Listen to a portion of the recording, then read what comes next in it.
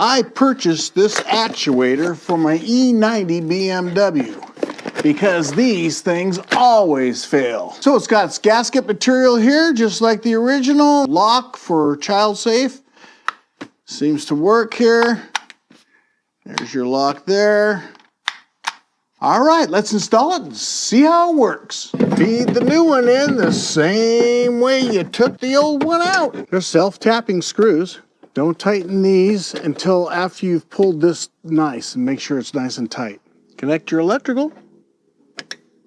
Let's test it before we put it all back together. There, put it on the lock and let's unlock it. So don't forget to put your cable on, like that, pulling it down, let it pop in place.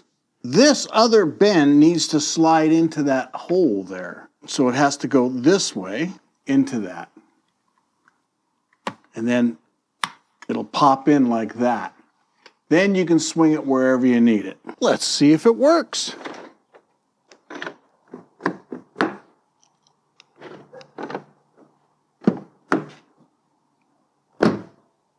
Perfect.